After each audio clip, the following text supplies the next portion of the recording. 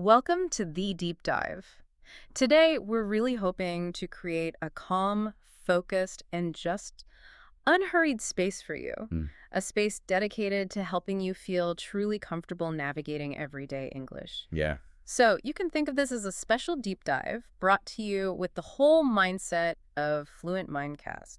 And we're moving beyond, the simple grammar rules and vocabulary lists today. Right. Our focus is on what I like to call the invisible infrastructure of conversational English. Ooh, I like that. The invisible infrastructure. Yeah, it's those small, essential phrases that native speakers use constantly. They're what make dialogue feel, natural, fluid, and human. Yeah. We're really looking at the architecture of connection here. Exactly. Our mission today is, well, it's profound, but it's also really simple. Mhm. We want to shortcut that journey from sounding grammatically correct, Which is where so many learners get stuck. yes, to sounding genuinely natural. Huh. So we are going to dissect the subtle mechanics of how native speakers manage tone and politeness and flow when they're just chatting or running errands. Or just dealing with all the little things in daily life.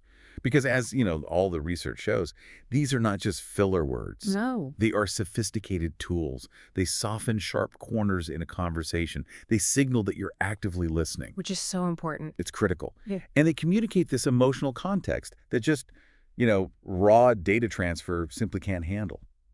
Mastering these is really the key to building genuine rapport and conversational confidence. So to make this analysis really stick, we're going to present some common scenarios, places where learners often use language that's a bit too stiff or maybe overly formal. Right. And we'll guide you to think about what the most relaxed, natural, native response would be. We'll even give you a gentle pause to practice. And we really do encourage you to repeat these key phrases out loud. It makes a huge difference. It really does. So get relaxed, maybe grab a drink, and let's dive into what really makes English flow. Let's do it. Okay, so let's start with maybe the most basic, but also the most misinterpreted daily interaction. You're walking into the office, maybe you're at the grocery store, and someone friendly, a colleague, an acquaintance, catches your eye and they say, "How's it going?" So common. Right. Now, I want you to just think for a second. What is the biggest mistake a learner often makes here? What's a response that sounds polite, but totally misses the point of the interaction? The initial impulse for a learner is often to treat this as a genuine medical or emotional inquiry. Exactly. They might launch into this detailed explanation of their morning traffic, or a minor argument they had, or the list of tasks that's just overwhelming them. And that level of detail, while it's honest, it completely misses the crucial social function of that phrase. It really does. What we find, when you look into it, is that in most casual day-to-day settings, "how's it going?" Yeah. is what linguists call a phatic expression. Right. That's a great word for it. It's a fancy way of saying it's a friendly hello, pure and simple. It's an icebreaker. It's like a verbal nod. hmm It just signals, I see you, I acknowledge your presence, and I am friendly. It's all about that social connection, not demanding some kind of clinical or detailed report on your life. That distinction is so important. It's paramount. And think about how we say it. When we're passing someone in the hall, we use it really rapidly, often dropping syllables. It becomes, how is it going? Yeah, how's it going? Exactly. The speed and the lack of emphasis confirm that the person asking isn't expecting a 5-minute narrative. They're just expecting an instantaneous social affirmation. And if you stop and say, "Well, my project is slightly behind schedule and I had trouble finding parking," you've just shifted the entire interaction. Completely. You've gone from a low-stakes social ritual to a high-stakes information exchange. And that friction, that momentary delay, that's what makes the whole thing feel slightly unnatural. So if we want to reduce that friction, what are those natural, short, and relaxed alternatives? The ones that signal you understand the sort of social contract of the greeting. The goal is just to return the positive energy and move on effortlessly. Exactly. So take a moment. What's the response that requires the least mental effort? We find that native speakers rely really heavily on these short, positive affirmations. Mm-hmm. Things like, good, thanks, or pretty good, or even the extremely casual, not bad. And notice that word thanks. It's almost always included even when the response is super brief. Yes. It's a social lubricant. It just keeps things smooth. And let's talk about the tone here for a second, because if you say good thanks with a slightly flat or overly formal tone, it can still sound a bit stiff. Right. The key is that relaxed vocal delivery. You're signaling that life is generally under control and that you're approachable. And critically, if you're the one responding, you often don't even need to ask the question back, especially if you're both just walking past each other. True. But if you do, keeping it brief with, how about you? Or just you. Right. Maintains that easy flow. Let's just practice this rapid-fire interaction right now. I'll ask the greeting, and you, listening at home, respond quickly with a relaxed, friendly tone. Ready? How's it going? And now you respond, pretty good. Hey? Feel that ease. That simple, quick exchange is the foundation of smooth, everyday conversational flow. Okay, now let's turn our attention to the middle of the conversation, that moment you realize you need to clarify or pivot or maybe refine something you just said. Right. This is a big one. Learners often fear silence or making a mistake, and the result is language that can feel too planned or rigid. So when you need to adjust your point or simply buy yourself a little time to gather a complex thought, what's that short phrase that is just ubiquitous among native speakers? Think of it as the conversational undo button, or that moment where you realize, wait, I need to be more precise. Just take a second. The word we're focusing on is I mean. Ah, yes. And what the research highlights is that this phrase is fundamentally a metacognitive signal. Okay, break that down. It just tells the listener, wait, I need to access the next layer of detail, or let me rephrase that for clarity. It's not about meaning in a literal sense, but about maintaining cognitive and conversational flow. I mean, we use it constantly. I just did it there. You did. For learners, understanding its utility is revolutionary. It allows for self-correction without losing your authority.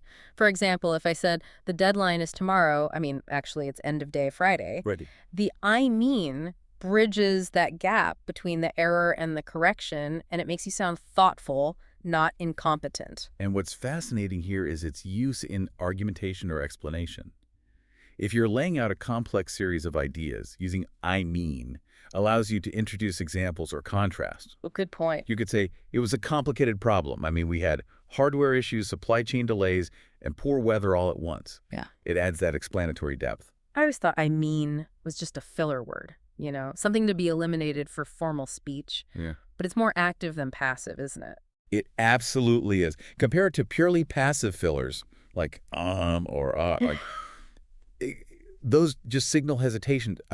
Signals an active cognitive search for precision. Right. It's literally the sound of you thinking out loud. If you listen to native speakers in interviews or casual podcasts like this one, it humanizes them because no one speaks in perfectly logical linear blocks. That's so true. And the major benefit for you, the learner, is the increased confidence it gives you. You no longer have to worry about achieving perfect clarity on your first try. You can speak honestly, knowing you have this tool to just loop back and clarify. Your English starts to sound less rehearsed and much, much smoother. It becomes conversational glue, just tying these disparate thoughts together. It does. But a word of caution, though. While it's great for clarification, overuse can start to sound repetitive. Sure. It's best used, a little sparingly when genuine refinement or an illustrative example is needed. It serves as a signpost for the listener to prepare for a slight shift in focus or detail. Okay, let's move to a phrase that often sits at the end of a clause. It's one that invites acknowledgement. It sounds like a question, but it's not always one. So, how do native speakers use this short phrase to gently check if the listener is following along, or to establish a sense of common ground without stopping the flow entirely? Think about it for a moment. That quiet rhetorical check is, It's everywhere in relaxed conversation. I often hear it when someone is describing a feeling or an abstract concept that's hard to pin down. It was that feeling of awkward silence when the meeting ended, The fundamental function of is to establish co-presence or shared knowledge. It basically says, I assume you have the context to understand this, or we share enough cultural context that you should grasp the emotional tone I'm conveying. So it's an active bid for collaboration. It really is. And it serves a dual purpose for the speaker, too.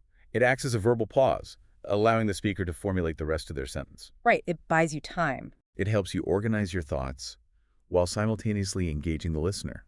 It keeps them nodding along with you. Yeah. And what we notice when analyzing casual speech is that there are two main placements.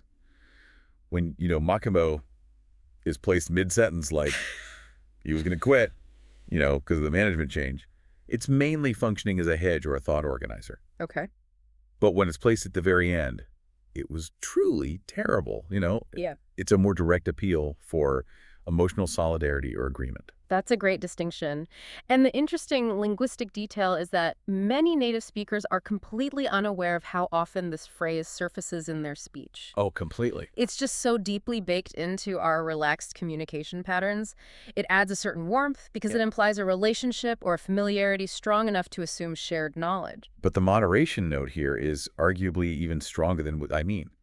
Excessive use of, can actually signal insecurity or a lack of preparation, as if the speaker is constantly seeking validation or just filling silent space. It needs to be a thoughtful seasoning, not the main ingredient. So if you can deploy, appropriately to transition smoothly into an explanation or to validate a shared experience, you immediately sound more connected to the listener. Exactly. Okay, so we've covered how to start a conversation and manage the cognitive flow. Now, let's focus on social refinement. How we use language not just to transmit information, but to manage relationships, show respect, and soften our demands or disagreements. Yeah, the really subtle stuff. Let's consider a common workplace situation. A colleague explains a highly technical process, or maybe a friend is detailing a new life philosophy they've adopted. If you only respond with the grammatically correct "I understand," it can feel a little passive. A bit cold, even. Yeah. So how do you signal that you are not just hearing the words, but actively processing, integrating, and validating the idea in a polite and friendly way? What would you say? That perfect phrase that signals genuine cognitive engagement is, "that makes sense." Exactly. And what differentiates "that makes sense" from "I understand" is the implication of internal processing. Right. "I understand" simply confirms you received the information. "That makes sense" confirms the logic and the coherence of that information. It's a signal of validation. We see this phrase used constantly in professional settings, project reviews, feedback sessions, even high-level discussions. It really functions as a linguistic checkpoint. By using it, you are confirming to the other person that their effort in explaining was successful and logically sound. And there's a powerful social benefit here. When someone hears "that makes sense," they feel validated. Yes. The source material really emphasizes that this phrase helps the other person feel genuinely heard and respected, which is critical for building rapport, especially in mentor-mentee relationships. I always thought saying "that makes sense" right before asking a critical question might sound a little contradictory. I can see why you'd think that. But the research suggests it's actually a great mechanism for flow. You validate the premise before you build upon it or introduce a new point. Precisely. It's often used as a platform for a follow-up, for instance. That makes sense. Given that, does that mean we need to shift our budget for phase 2? I see. You're confirming the preceding data point, and then you're using it as the foundation for the next stage of inquiry. It's a mechanism for continuous, smooth conversational development. For the learner, this is a phrase you should adopt immediately. It makes you sound engaged, professional, and thoughtful. Definitely. Let's practice it. Focus on a tone that conveys genuine interest and thoughtfulness. Just repeat after us. That makes sense. Maybe try it with a subtle nod, emphasizing that connection between their logic and your agreement. Okay, next one. Let's address the difficulty of saying no or admitting uncertainty in a second language. This is a tough one for a lot of people. Oh, for sure. If you are asked a direct question, a factual detail, or maybe an invitation, and you genuinely don't know the answer or you just can't commit, saying a blunt, "I don't know," or "no," can sometimes sound a little defensive or uncooperative. It can be harsh. So what is that common, highly functional phrase that expresses doubt or refusal while maintaining maximum politeness? The essential diplomatic phrase here is "I'm not sure." The versatility of "I'm not sure" is just remarkable. Its primary function, as we see in the research, is to serve as a soft barrier. Right. It allows you, the speaker, time to think, or, more importantly, it helps you avoid giving a firm commitment you might regret. This is so critical in social interaction. If someone asks, "Do you want to come to the party Saturday?" and you haven't checked your calendar, saying "I can't go" is absolute. It shuts the door. Right. But saying "I'm not sure if I can make it yet, let me check my schedule" uses "I'm not sure" to buy time, respect the invitation, and keep that door open. It maintains high politeness while still communicating your uncertainty. I found it really interesting that this is often the preferred way to say no to an ambiguous request. Tell me more. Like if a colleague asks you to take on a task that seems way too big, you don't have to say, I refuse. That sounds so confrontational. Yeah, you can't really say that. Instead, you can say, I'm not sure I have the bandwidth for that right now. It shifts the responsibility away from a personal refusal and turns it into a logistics problem. That's its power. It just softens the edges of everything. And for learners, this phrase is a major source of relief. Mm-hmm. It reduces the immense pressure to be 100% correct or completely absolute in every single response. You are allowed to be honest about your level of certainty without sounding rude or defensive. Think of it as a safety valve. It protects both your social standing and your honesty. You're just communicating a realistic perspective. Exactly. Let's practice this key piece of conversational diplomacy. Repeat it in a thoughtful, measured tone. I'm not sure. Make sure the tone doesn't sound evasive, but rather honest and realistic. Good. Now, let's talk about bluntness. Another big one. Native speakers actively avoid sounding overly declarative or blunt, especially when it comes to subjective statements about feelings, opinions, or vague characteristics. Right. So if a learner says, "This meeting was boring," or "I'm very cold," how do we inject a bit of subtlety, some uncertainty, or just make the statement more casual and less dramatic? You have the bot. We rely heavily on what we call adverbial hedges. Kind of and sort of. Yes. These are used constantly. I mean, they probably appear multiple times in almost any casual 10-minute conversation. For sure. Their core linguistic role is known as hedging. They soften statements and communicate that the speaker is describing a flexible condition or a degree of approximation or a subtle uncertainty. Let's contrast the impact. I am very tired is a fixed state. It kind of implies you need to lie down immediately. It's an emergency. But I'm kind of tired suggests you're tired to a degree, but you're still functional. It manages the listener's expectations and reduces the intensity of the statement, making it more socially palatable. And this is where the linguistic architecture gets really interesting. These phrases are almost always contracted in rapid speech. Right. We rarely hear the full kind of in a fast, casual conversation. We hear kinda. Kinda. And similarly, sort of becomes sorta. This contraction further increases the naturalness and the speed of the delivery. Learners who adopt kinda and sorta immediately sound more fluent and integrated. The frequency of these hedges is just highlighted by their appearance across all modern media, movies, podcasts, TV shows. They're everywhere. They are essential to capturing realistic dialogue. Without them, dialogue sounds like a script written by a foreign service official. A good conversationalist understands that life is rarely black and white. Using kind of or sort of reflects that real-life complexity. It acknowledges that very few things are absolute. It's a tool for nuance. So try to introduce kinda into your descriptions of things that are not 100% definitive. Instead of saying, that jacket is blue, that jacket is kind of blue, almost gray, feel how the language becomes more descriptive and relaxed. Okay, so let's look at how we handle apologies and gratitude with an easygoing attitude. If someone thanks you for a small favor, or if they apologize for a minor inconvenience, how do you respond in a friendly, relaxed, and utterly positive way? What is that common, cheerful phrase? The ultimate expression of relaxed ease is no worries. That's the one. And the research on no worries confirms its dominance in informal situations. It acts as a versatile replacement. Right. When it's used after an apology like, "Sorry I kept you waiting," it communicates, "I am not offended. It's genuinely not a problem." And as a replacement for you're welcome, it carries a completely different emotional weight. You're welcome can sometimes sound a little transactional. They're formal, yeah. No worries communicates that the favor or the task required zero personal cost to you. It signals a positive, easygoing attitude and just reinforces the relationship. And while it originally gained massive traction in Australian and British English, it's now globally understood and highly favored because it is so lightweight and positive. Using no worries consistently helps you sound approachable and easygoing. It immediately lowers the transactional nature of the conversation. You know, I always found that using no problem felt a little defensive, as if someone might have suggested it was a problem in the first place. That's a great point. No worries, however, feels much more proactive in its positivity. That's a great distinction. No problem is functional. No worries is relational. It suggests a calm, unbothered stance toward any minor friction. Let's practice this one with a tone of warm reassurance. Imagine someone just apologized for something minor. Now say, no worries. Feel the lightness that phrase brings to the interaction. Okay, so we've built up our conversational toolbox for flow and politeness. Now we're going to move into signaling thoughtful engagement, expressing gentle opinions, acknowledging complexity, and summarizing major conclusions. These phrases are the hallmarks of mature, nuanced conversation. They really are. So imagine you are collaborating on a plan, maybe choosing a course of action or predicting an outcome.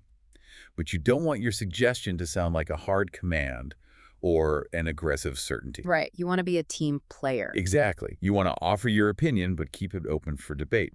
What phrase allows you to offer a suggestion tentatively, reflecting a mild preference over a strong conviction? The phrase that signals this perfect blend of contribution and tentativeness is, I guess. When we analyze the function of I guess, it clearly expresses a gentle, considered opinion or a moderate degree of uncertainty. Yeah. It makes statements sound less final and more open to a countersuggestion.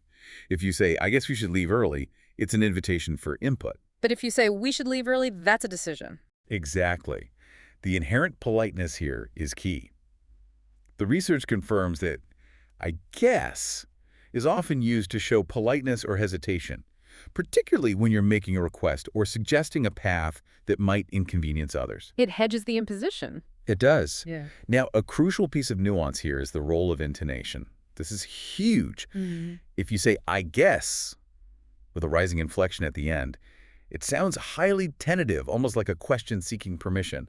I guess we could try the blue one. Right. But if you say it with a falling, firmer intonation, it signals reluctant agreement. Well, I guess that's the way we have to do it. Yeah, you can hear the difference. Both are used constantly, and the context tells you whether it's an offer or a concession. Learners sometimes avoid, I guess, because they worry it makes them sound unsure of themselves. I hear that a lot. But in casual, collaborative English, this kind of emotional balance is necessary. It prevents you from coming across as overly confident or bossy when the situation just doesn't demand it. It allows you to contribute your thoughts while ensuring the conversational energy remains collaborative. It's an easy way to participate without taking full responsibility for the outcome. Okay, next up. We often face questions in life that cannot be answered with the rigidity of yes or no. Most of them, I'd say. Right. Whether discussing politics or economics or even just how long it takes to drive across town, the answer is often conditional. So, how do you signal thoughtfulness, honesty, and a respect for nuance when asked a complex question? How do you open the space for a necessary explanation? The foundational phrase for signaling thoughtful complexity is, it depends. This phrase is such a powerful conversational tool because it immediately counters oversimplification. As the research notes, it depends, shows that you understand real-life situations are rarely simple and that context matters.